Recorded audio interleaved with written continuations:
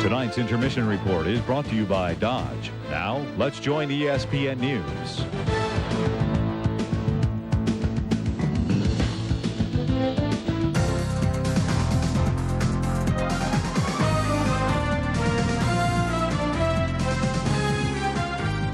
From the worldwide leader in sports, this is ESPN News. Thanks for channeling in here on ESPN News. We are your 24-hour source for sports and information. We'll get you back to the Flyers and the Leafs in just a second. I'm Trey Wingo, Dave Feldman here. But first, we're going to fill you in on everything else because, well, it's a responsibility we take very seriously. Yeah, I can tell you do. All right, here's the situation. At first, Jaromir Jagr guaranteed he would play in Game 5. This after missing Games 2, 3, and 4 with a bad groin.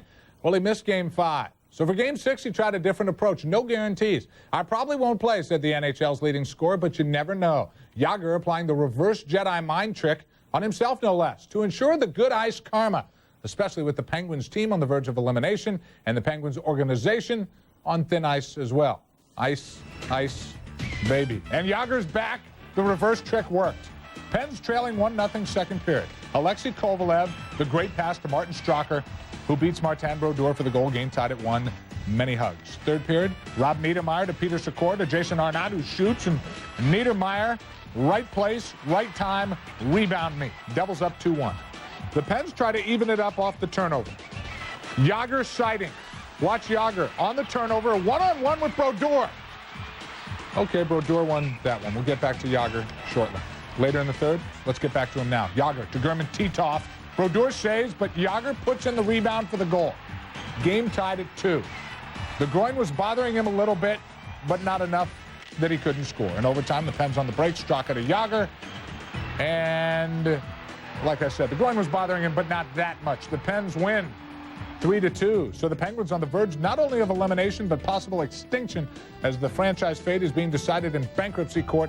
Will now play a Game 7 Tuesday in New Jersey. Tom Barrasso stopped 25 shots and wasn't beaten on any of the long shots that the Devils were successful in earlier in the series. The Yotes and the Blues, Game 6, second period tied at 2. Coyotes on the power play. Teppo Numminen puts one past goalie Grant Fuhr, 3-2 Coyotes. Numminen second of the playoffs. Later in the second, Blues on the attack. Scott Young with the blast on the blue line. Hobby Bulin saves it, but Chris Ponga knocks it in. Hobby Bulin's first name, Nikolai. Game tied at 3. Third period still tied. Pierre Turgeon centers the pass, and Jeff Farley blasts it by Hobby Bulin. 4-3 Blues.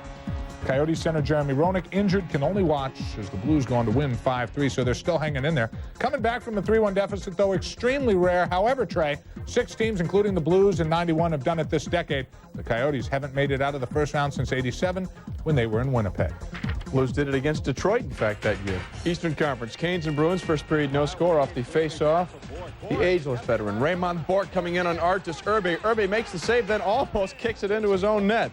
Later in the first, Canes on the power play. Keith Primo moves in. Byron DeVoe stops that. And the Glenn Wesley rebound. Paul Maurice says he just stopped that and the Glenn Wesley rebound. Still in the first, no score. Bees on the power play. Jason Allison, Dimitri Kristich, Joe Thornton. Add that up, it means a goal. 1-0 Boston. Thornton's first to the playoffs. Then Anson Carter, who had the overtime game winner in Game 5, gets it back from Steve Hines and go to the net and good things happen. He went to the net. A good thing happened. And an update for you in this game right now. It is 2-0 after 2 periods. Keep in mind most of that because of Byron Defoe, who has stopped 27 shots.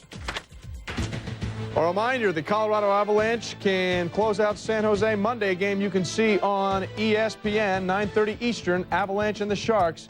Colorado trying to move on in the Western Conference. A reminder, you're at the second intermission of the Leafs and the Flyers. There is no score. Deuce viewers, go back to that game. News viewers, stay where you are. We're coming back.